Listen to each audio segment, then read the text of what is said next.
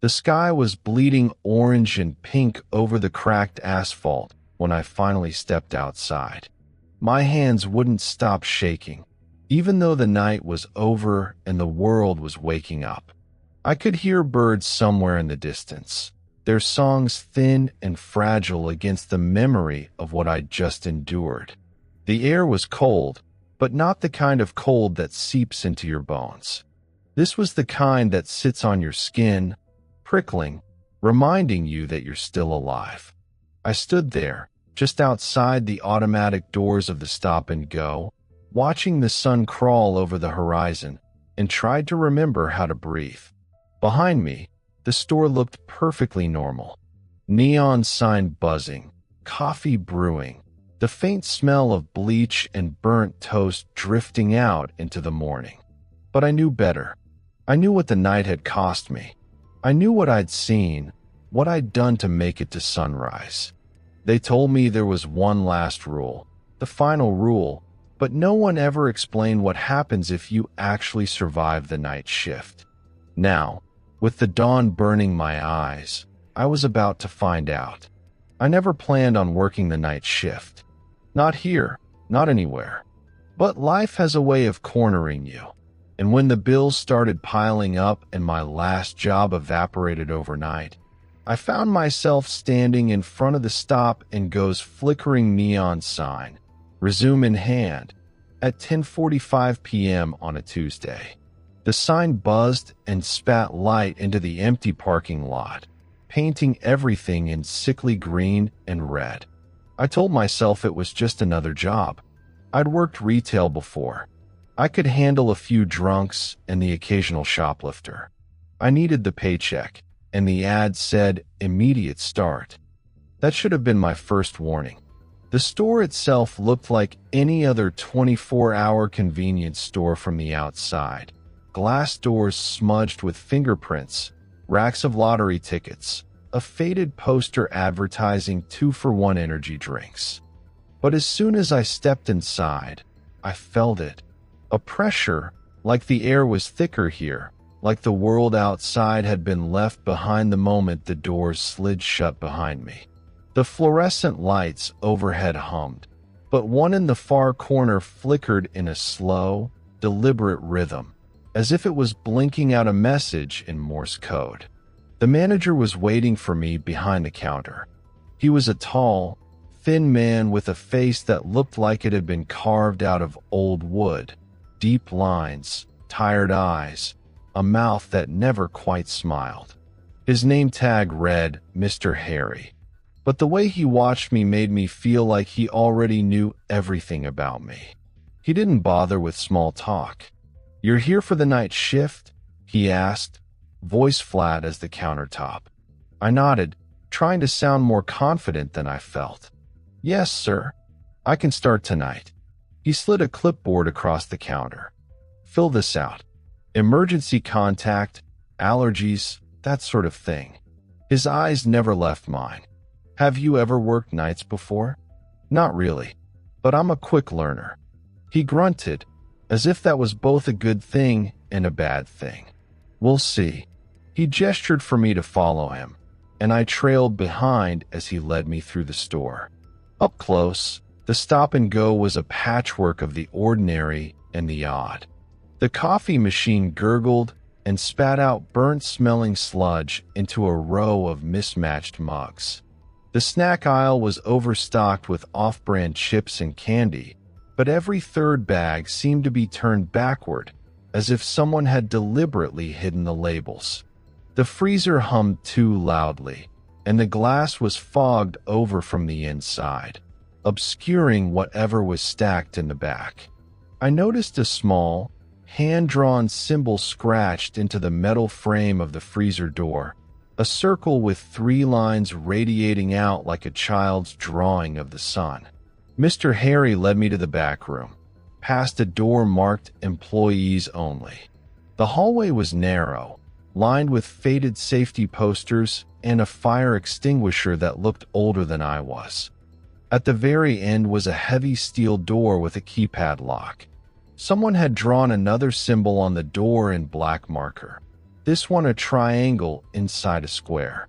I made a mental note to ask about it, but something about the way Mr. Harry moved made me keep my mouth shut. He stopped in front of a battered corkboard covered in yellowed memos and a schedule written in red ink. This is where you'll clock in and out. Don't forget to punch out at the end of your shift. The system gets weird if you don't. He didn't elaborate. I tried to keep my tone light. So, what's the turnover like here? He looked at me for a long moment. People come and go. Not everyone's cut out for nights. He reached into a drawer and pulled out a single sheet of paper, folded in half. Before you start, you need to read these. He handed me the paper. The rules. I unfolded it, expecting the usual list. No cell phones. No free snacks. Keep the register balanced. Instead, I found a list of 10 rules, each one stranger than the last. Never work alone. If your partner calls in sick, call me. Do not start your shift until someone else arrives. If a customer enters after 2:13 a.m. and doesn't speak, do not make eye contact. Ring up their purchase in silence. The bathroom is off limits between 3 o'clock and 4 a.m. If you hear noises from inside, ignore them. If the freezer door is open when you arrive, close it and count to 30 before turning your back. The register will jam at 3:07 a.m. Do not attempt to fix it. Wait exactly 5 minutes, then try again. If the phone rings and no one is on the line, unplug it for the rest of your shift. If you see a child in the candy aisle after midnight, offer them a lollipop from the jar under the counter. Do not ask questions. The security monitor in the back room will sometimes show footage from outside the store. If you see yourself on the screen, leave the room immediately and lock the door. If a regular customer acts strangely, do not mention it. Let them leave on their own. At sunrise, do not look back at the store as you leave. Walk straight to your car and drive away. I read the list twice, then looked up at Mr. Harry. Is this a joke? He shook his head, face unreadable. No jokes here. Follow every rule, especially the last one. I tried to laugh, but the sound died in my throat. You're serious? He nodded. You'll see. Most people don't last a week. If you want to quit, do it before your first shift ends. After that, you're committed. I stared at the list again, trying to make sense of it. What happens if I break a rule? He looked at me. I suddenly very old. You don't want to find out. I wanted to argue, to tell him I wasn't some superstitious kid, that I didn't believe in ghost stories or urban legends. But something about the way he said it, quiet, final, made me swallow my words. I folded the list and slipped it into my pocket, telling myself I'd play along, at least for tonight. He handed me a set of keys and a battered walkie-talkie. Your partner tonight is Jamie. She'll show you the ropes. Stick together.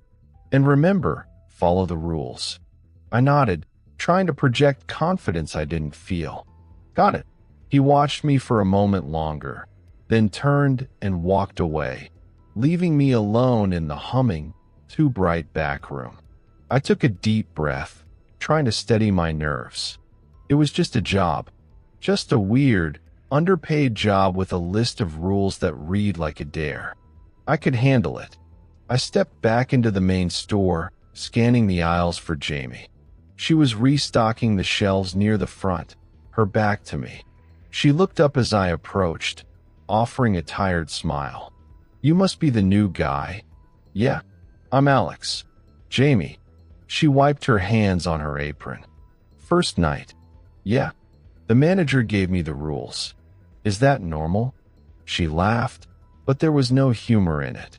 As normal as anything gets around here. Just do what they say. It's easier that way. I tried to shrug it off, but the list felt heavy in my pocket. You really believe all that?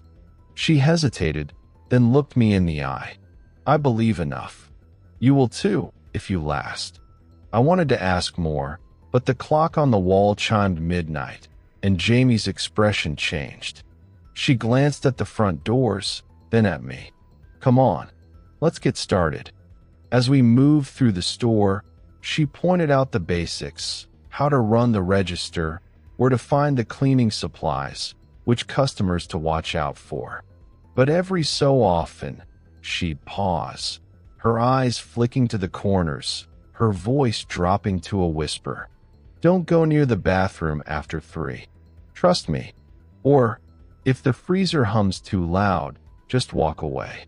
I tried to focus on the mundane details: the price of cigarettes, the code for the alarm system, the way the mop bucket always left streaks on the tile. But the oddities kept piling up. The register's digital clock was stuck at 3:07, no matter how many times I reset it. The security monitor in the back room flickered with static, occasionally showing a view of the parking lot that didn't match what I saw out the window. And every so often, I'd catch a glimpse of those strange symbols scratched into the metal shelves, drawn in marker on the inside of the supply closet door.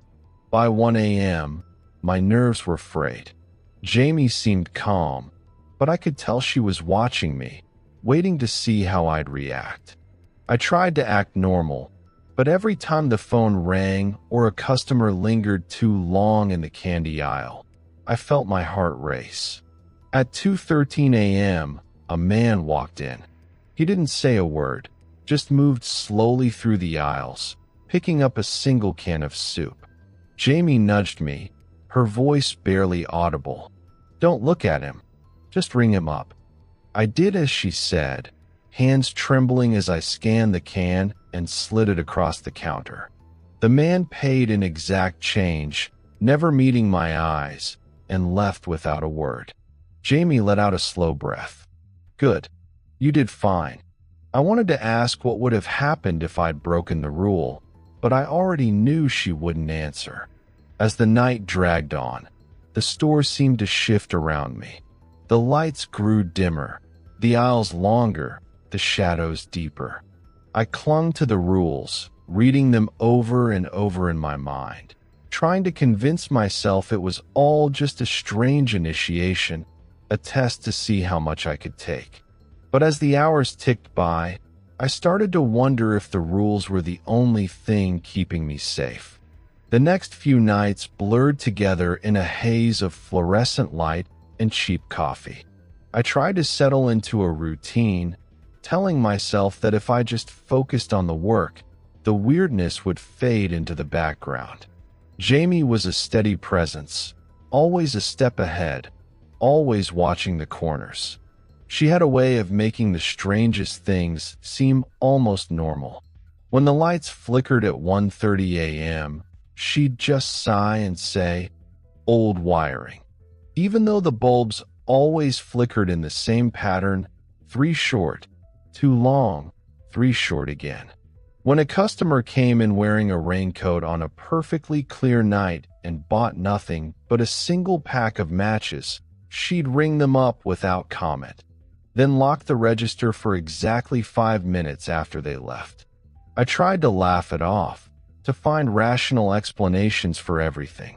The register was old, the wiring faulty, the customers just eccentric. But the list of rules burned in my pocket, and every time I thought about breaking one, I felt a cold knot form in my stomach. On my 3rd night, I met Greg, the overnight stalker.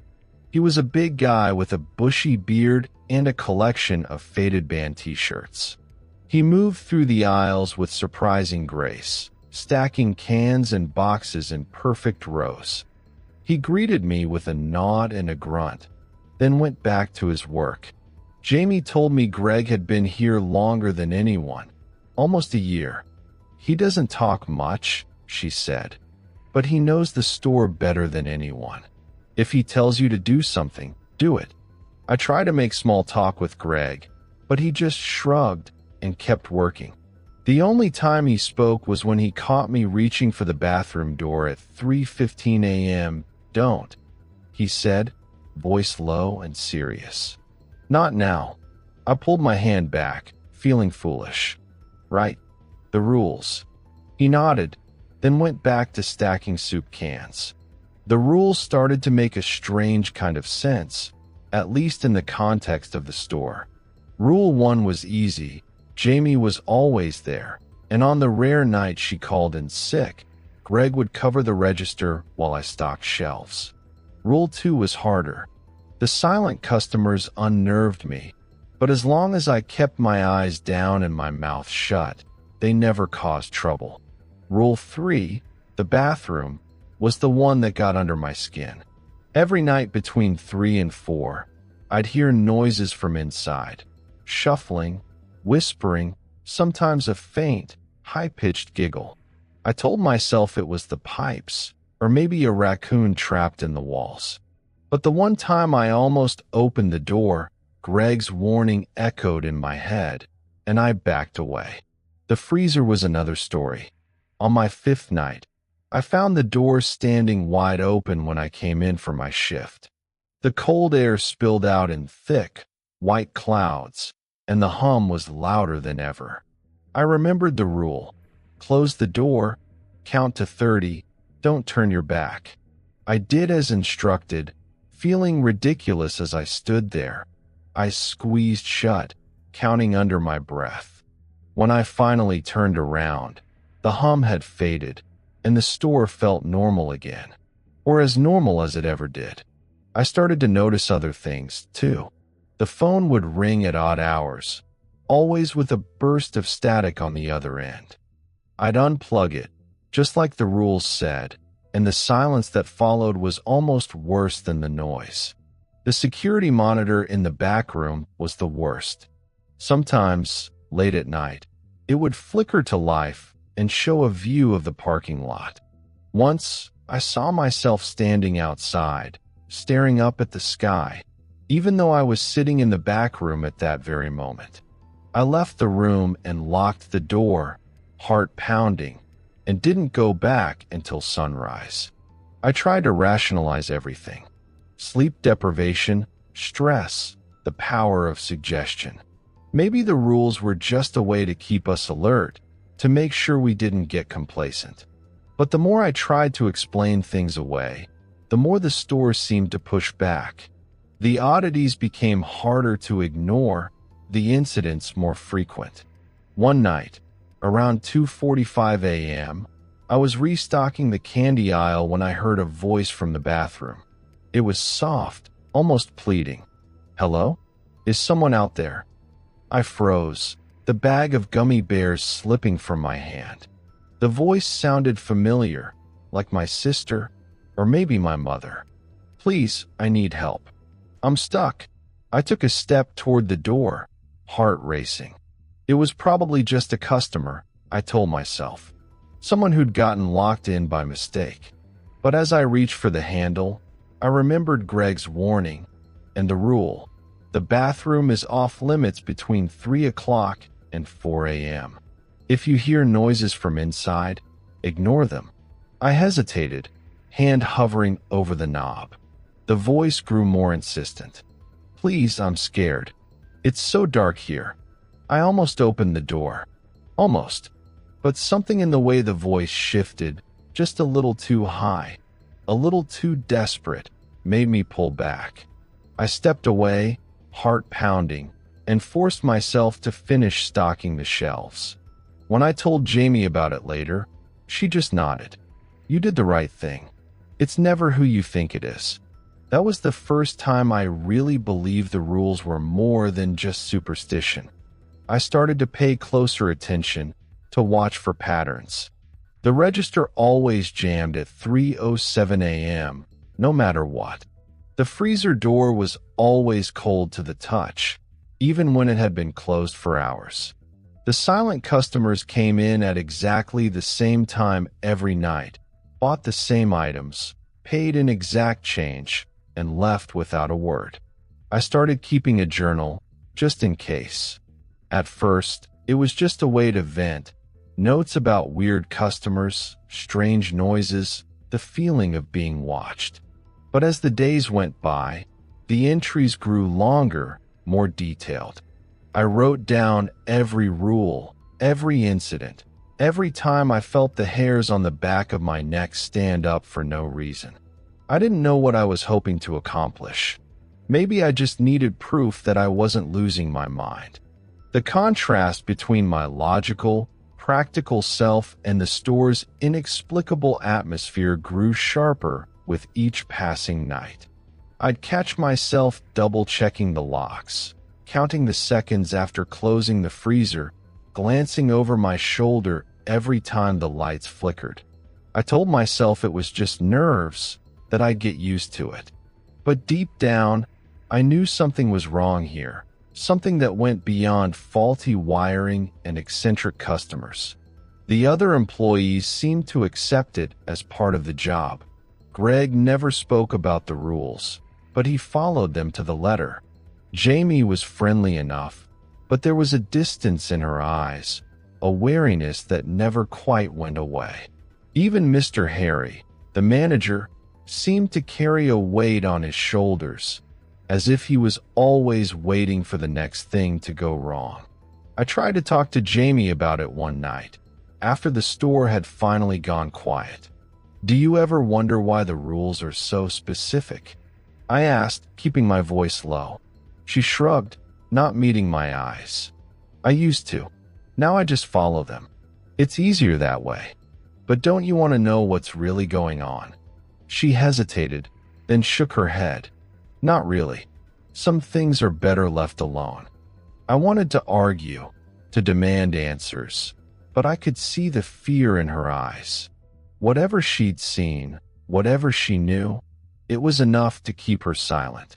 So I kept writing in my journal, filling page after page with observations, questions, and half-formed theories. I told myself it was just a job, that I could quit anytime I wanted. But every time I thought about leaving, I remembered the last rule.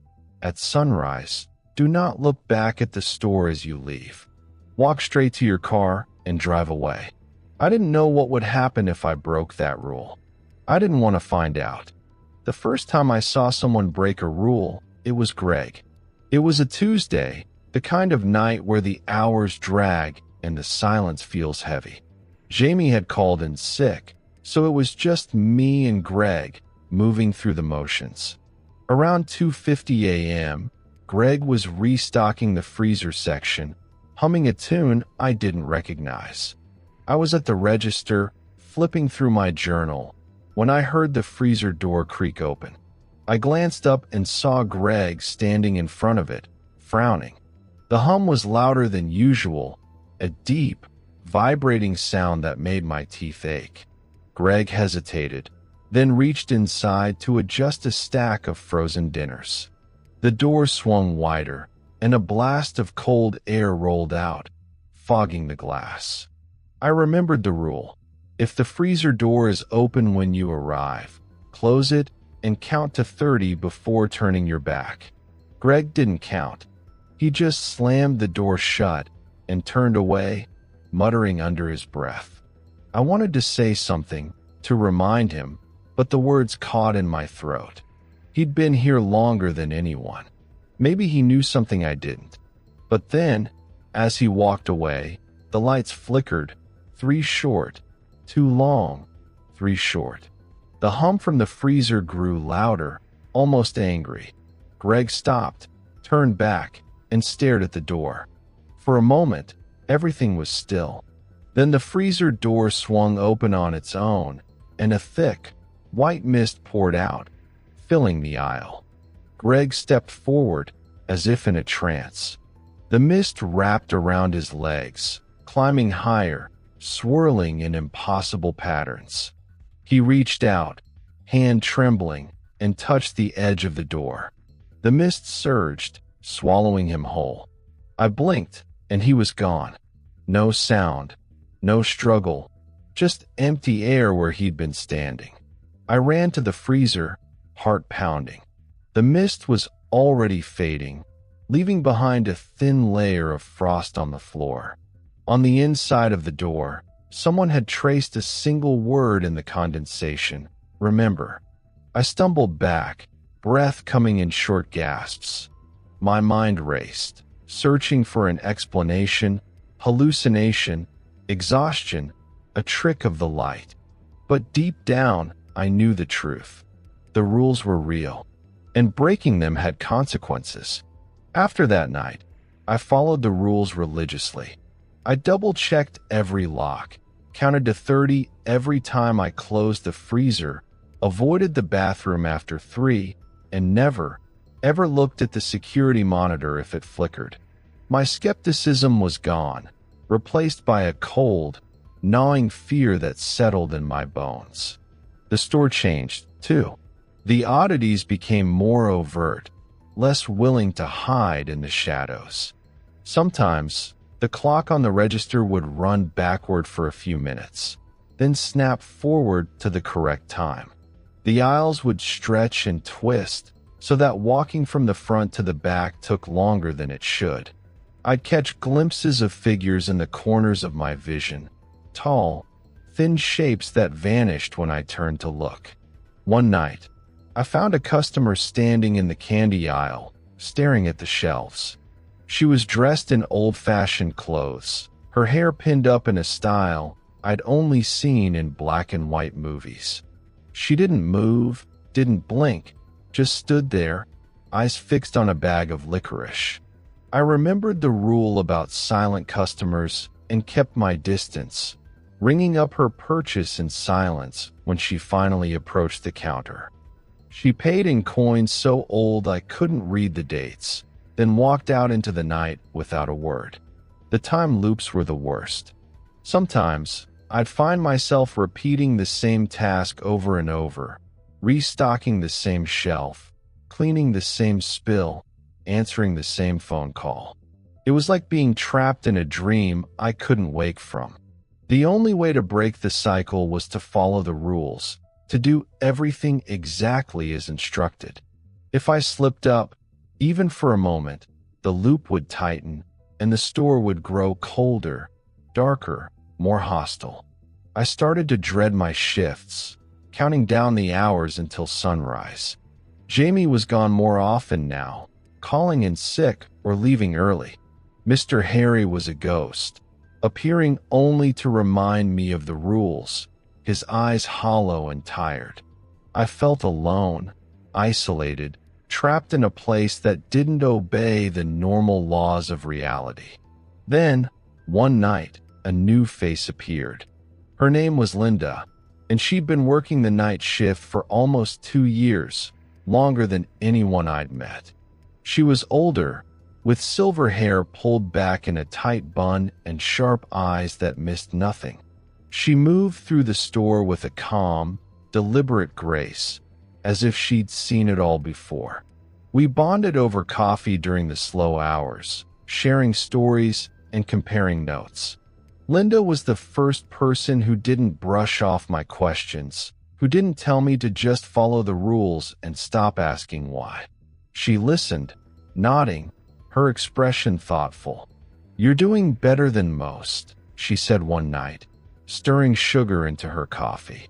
"Most people don't last this long." I shrugged, trying to hide my fear. "I just follow the rules. It's the only thing that makes sense anymore." She smiled, a sad, knowing smile. "That's all any of us can do. But there's one rule they don't write down. The final rule." I leaned in, heart pounding. "What is it?" She hesitated, glancing around as if the store itself might be listening. "If you survive long enough, you have to decide what comes next. You can leave, but you'll never really escape. Or you can stay and help the next person survive. It's a choice, but not much of one." I frowned. "What happens if you leave?" She looked away, her eyes distant. "You'll see. If you make it that far." The conversation haunted me for days. I started to notice the way Linda watched the new hires, the way she lingered at the end of her shift, as if she was waiting for something. She never broke the rules, never hesitated, but there was a resignation in her movements, a sense of someone carrying a burden too heavy to put down. The contrast between us was stark. I was still afraid, still clinging to the hope that I could escape, that I could go back to a normal life. Linda had accepted her fate, moving through the motions with a quiet, weary determination. I envied her calm, even as I feared what it meant. Then, one night, everything changed. Jamie called in sick again, and Linda was off. Mr. Harry was nowhere to be found. For the first time, I was alone. The store felt different, emptier, colder, as if it was waiting for me to slip up. The lights flickered more often, the shadows stretched longer. The phone rang every hour, always with static on the other end. The freezer hummed, the bathroom door rattled, the security monitor flickered with images I didn't want to see. I clung to the rules, repeating them in my head like a mantra. Never work alone. If your partner calls in sick, call me. Do not start your shift until someone else arrives. But there was no one to call. My phone had no signal, the walkie-talkie was dead, and the store's landline only produced static. I was trapped, forced to face the night alone. I moved through the store, checking every aisle, every corner, every lock. The rules felt like a lifeline, the only thing keeping me tethered to reality. I counted to 30 after closing the freezer, avoided the bathroom, ignored the phone, and kept my eyes down when a silent customer appeared at 2:13 a.m. But as the hours dragged on, the store seemed to close in around me. The aisles twisted, the lights dimmed, and the shadows grew deeper. I felt eyes watching me from the corners, felt the weight of the rules pressing down on my shoulders. I remembered Linda's words, "If you survive long enough, you have to decide what comes next." As the clock crept toward sunrise, I realized I was no longer just following the rules, I was living them. And I was about to find out what the final rule really meant. The clock on the wall read 11:59 p.m. when I realized I was truly alone. The store was silent except for the hum of the freezer and the faint buzz of the neon sign outside. I stood behind the counter, clutching the list of rules in one hand and my journal in the other, as if they could protect me. My heart thudded in my chest, each beat echoing in the empty aisles. I tried to steady my breathing, to remind myself that I'd made it this far. I just had to last until sunrise. Midnight struck, and the store seemed to exhale a subtle shift, as if the walls themselves were settling in for the night. The lights flickered, casting long, jittery shadows across the floor. I moved through the store, checking every aisle, every corner, every lock.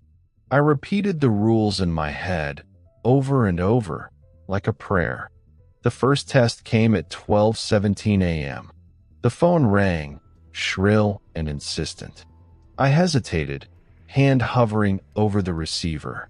Rule 6. If the phone rings and no one is on the line, unplug it for the rest of your shift. I picked up, pressed the receiver to my ear. Static. A faint whisper, just at the edge of hearing. I yanked the cord from the wall, heart pounding, and tossed the phone under the counter.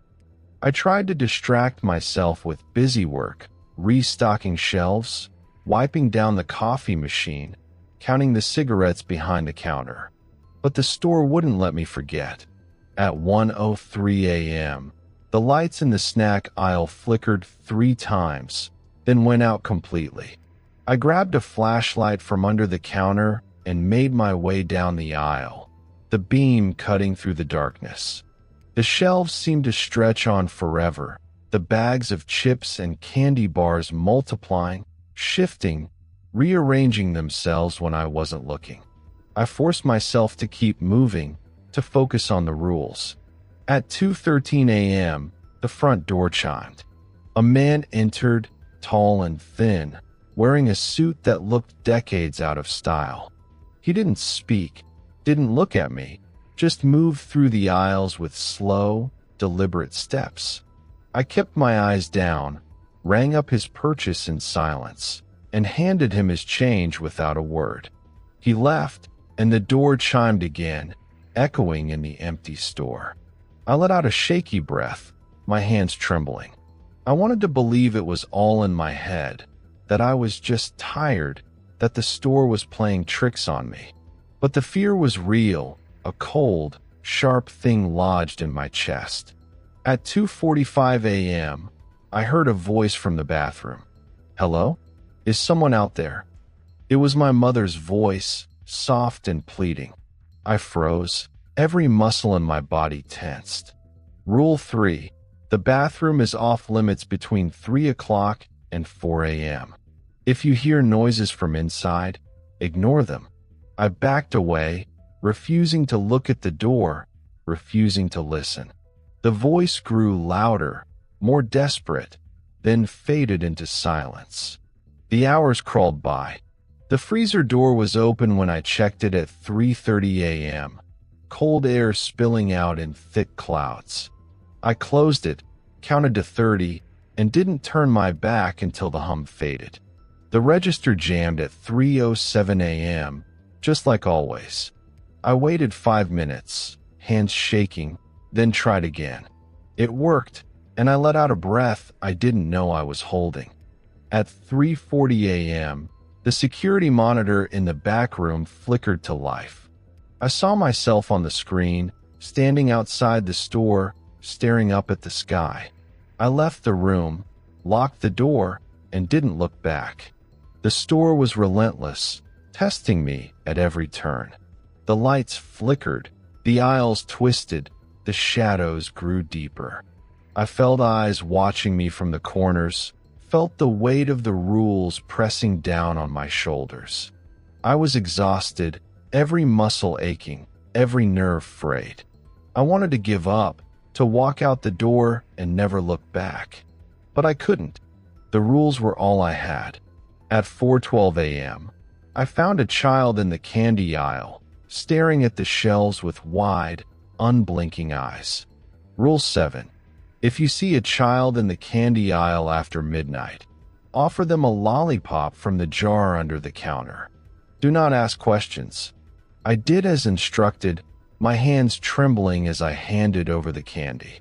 The child took it, smiled, a smile too wide, too sharp, and vanished into the shadows. I stumbled back to the counter, heart racing.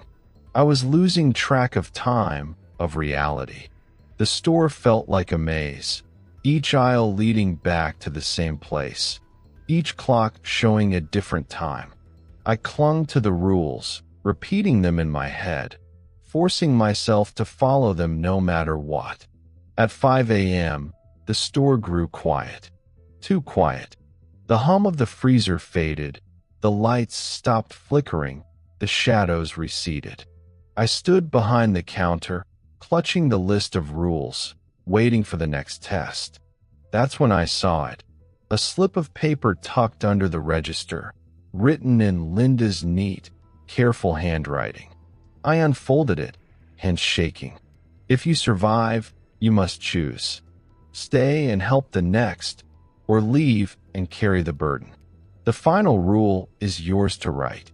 I stared at the note, the words blurring as tears filled my eyes. I understood, finally, what Linda had meant. Surviving the night shift wasn't the end. It was just the beginning. The store demanded a choice, a sacrifice. Stay and protect the next person, or leave and carry the weight of what I'd seen, what I'd done. The clock on the wall ticked toward sunrise. I was battered, exhausted, but alive. I'd followed every rule, passed every test. But the hardest choice was still ahead. As the first light of dawn crept through the windows, I made my decision. I would stay, at least for now. I would help the next person survive, just as Linda had helped me. I would write my own rule, add it to the list, and hope it would be enough. The store was silent as I stepped outside, the sun rising over the horizon. I was alive, but I knew I would never be the same.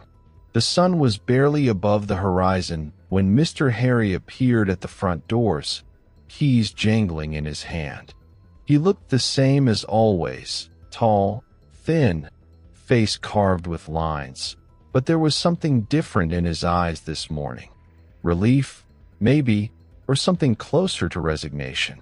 He paused just inside the threshold, as if he was waiting for the store to give him permission to enter. I stood behind the counter, the list of rules clutched in my hand, Linda's note folded neatly in my pocket. My body ached with exhaustion, but my mind was sharper than it had ever been. Every sound, every shadow, every flicker of the lights set my nerves on edge. I felt like I was vibrating, like I'd been rewired overnight. Mr. Harry walked over, his footsteps echoing in the empty store. He studied me for a long moment, his gaze searching. "You made it," he said quietly. I nodded, unable to find my voice. The store looked normal again, all straight, lights steady, the hum of the freezer back to its usual low drone. But I knew better. I could still feel the weight of the night pressing down on me, the memory of every test, every rule, every moment I'd almost given up. He leaned against the counter, folding his arms. "Not everyone does. You should be proud." I wanted to laugh, to tell him that pride was the last thing I felt. I was alive, yes, but I was also changed. Haunted.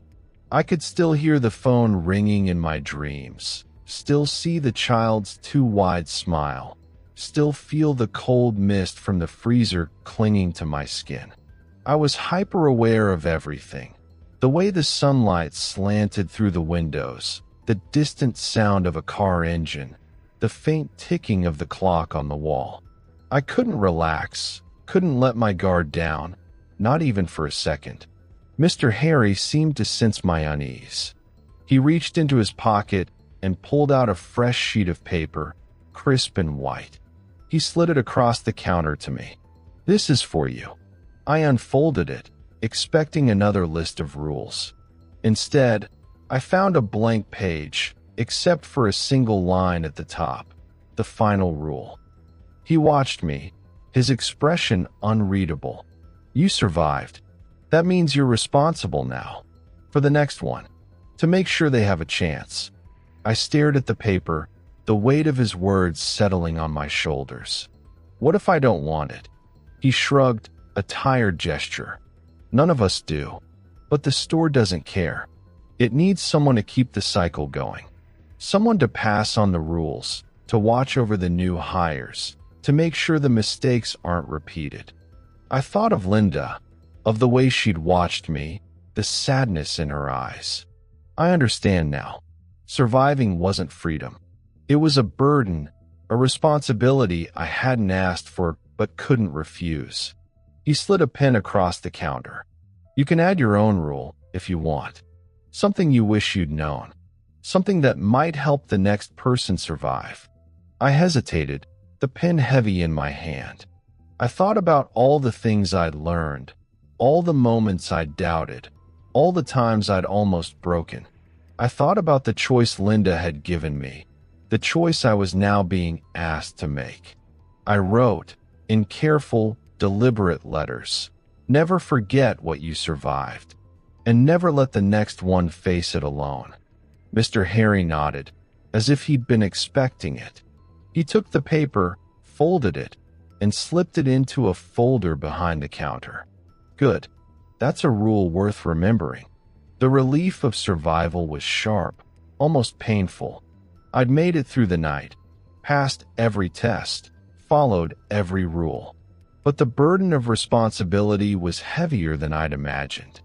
I was no longer just a survivor. I was a guardian, a guide, a keeper of secrets I could never share with the outside world. The store was quiet, the morning routine beginning as if nothing had happened. A delivery truck pulled up outside, the driver whistling as he unloaded boxes. The first customer of the day wandered in, bleary-eyed and oblivious to the horrors that lurked just hours before. I watched them move through the aisles, feeling both protective and distant, as if I was seeing the world through a pane of glass. Mr. Harry clapped me on the shoulder. "Take the day. Rest. You've earned it. But be back tonight. We've got a new hire starting, and they'll need someone to show them the ropes." I nodded, the exhaustion finally catching up to me. I gathered my things, moving through the store on autopilot. The sunlight felt too bright, the air too sharp. I walked to my car, careful not to look back at the store, just as the last rule instructed.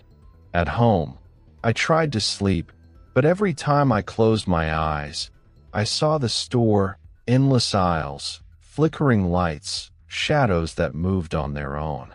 I replayed the night over and over, searching for mistakes, for moments when I'd almost failed. I wondered what would have happened if I had. When evening came, I returned to the store, the list of rules tucked into my pocket. Mr. Harry was waiting for me, a new face by his side. The new hire was young, nervous, trying to hide their fear behind a mask of bravado. I saw myself in them, saw the same skepticism, the same disbelief. Mr. Harry introduced us, then handed me the folder with the rules. "Your turn," he said quietly. I took a deep breath, feeling the weight of the night, the burden of survival, and the responsibility of the final rule. I looked at the new hire, saw the uncertainty in their eyes, and knew what I had to do. "Let's get started," I said, forcing a smile. "There's a lot you need to know." Training the new hire was like watching a movie I'd already seen, but this time, I knew every twist before it happened. Their name was Riley, early 20s, hair pulled back in a nervous ponytail, eyes darting around the store as if expecting something to leap out from behind the shelves. I recognized the way they tried to hide their anxiety, the way they clung to the idea that this was just another job, that the stories were just stories. I led Riley through the store, pointing out the basics, how to run the register, where to find the cleaning supplies, which customers to watch out for. I handed them the list of rules, watching their faces as they read each one. The skepticism was obvious, the little smirk at the mention of silent customers, the raised eyebrow at the rule about the freezer. I remembered that feeling, how easy it was to laugh off the warnings, to believe you were immune to whatever haunted this place. But now, every detail was sharper, every memory tinged with dread. As I watched Riley move through the aisles, I flashed back to my own first night. The way the lights flickered, the way the air felt thick and heavy, the way Jamie's voice had dropped to a whisper when she told me not to go near the bathroom after 3. I remembered the way I tried to rationalize everything, to find logical explanations for the impossible. I remembered the fear that crept in, slow and insidious, until it was all I could feel. I tried to warn Riley, to impress upon them the seriousness of the rules. "I know it sounds strange," I said, "but you have to trust me. The rules aren't just for show. They're the only thing keeping you safe." Riley shrugged, tucking the list into their pocket. "Sure, I'll play along. Can't be any weirder than my last job." I wanted to shake them, to make them understand, but I knew it wouldn't help. They had to see for themselves. They had to survive their own night. As the shift began, I hovered nearby, watching for any sign of trouble. The store was quiet, the air tense with anticipation. I found myself flinching at every sound, every flicker of the lights, every creak of the floorboards. I was hypervigilant, unable to relax, my mind racing with worst-case scenarios. Riley moved through the motions, stocking shelves, ringing up customers, glancing at the clock every few minutes. I could see the doubt in their eyes, the way they kept glancing at me for reassurance. I tried to offer what comfort I could, but the weight of knowledge pressed down on me, heavy and unrelenting. I thought about Linda, about the way she'd watched over me, about the sadness in her eyes when she told me about the final rule. I understood now what she'd meant, the cost of survival, the burden of responsibility, the fear that the cycle would never end. I wondered how many times she'd trained new hires, how many times she'd watched them struggle, how many times she'd had to intervene to keep them safe. The hours dragged on, each one heavier than the last. I found myself slipping into old habits, double-checking the locks, counting to 30 after closing the freezer, avoiding the bathroom after 3. I watched Riley closely, ready to step in at the first sign of trouble. The first test came at 2:13 a.m. The front door chimed, and a man entered, tall, thin, silent. Riley glanced at me, uncertainty flickering across their faces. I nodded, mouthing the words, "Don't speak. Don't look at him." Riley kept their eyes down, rang up the purchase in silence, and handed over the change without a word. The man left, and the door chimed again, echoing in the empty store. Riley let out a shaky breath, glancing at me for reassurance. I nodded, offering a small, tired smile. "You did good." But the night wasn't over. At 3:07 a.m., the register jammed, just as it always did. Riley reached for the drawer, ready to force it open. I grabbed their hand, stopping them. "Wait. 5 minutes. That's the rule." They frowned, but obeyed, stepping back and watching the clock. When the time was up, the register worked perfectly. Riley looked at me, eyes wide. "How did you know?" I just shook my head. "Trust the rules." The rest of the night passed in a blur of tension and exhaustion.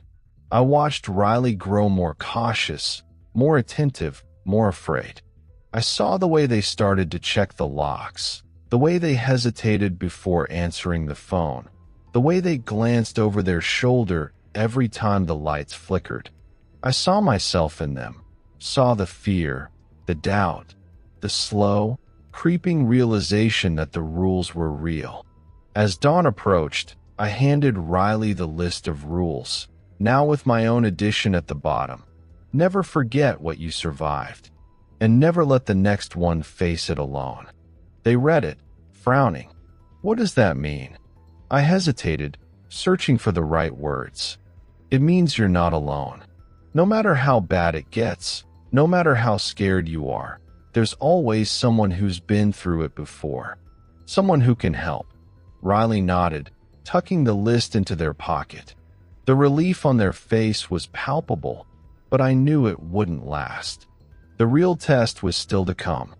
As the sun rose, painting the sky in shades of orange and pink, I stood outside the store, watching the light creep across the parking lot. Riley stood beside me, silent, their eyes fixed on the horizon. I felt the weight of the night pressing down on me, the burden of survival, the fear that the cycle would never end. But I also felt something else, a spark of hope, a determination to break the pattern, to protect the next generation of night shift workers, to make sure no one ever had to face the darkness alone. The store behind us was quiet, the horrors of the night hidden away, waiting for the next shift. I knew this cycle would continue, that the rules would be tested again and again, that the burden would never truly be lifted. But as I watched the sunrise, I made a promise to myself. I would do everything in my power to help the next one survive. I would remember what I'd endured, and I would never let anyone face the night alone. The final rule was mine now, and as long as I kept it, maybe, just maybe, the cycle could be broken.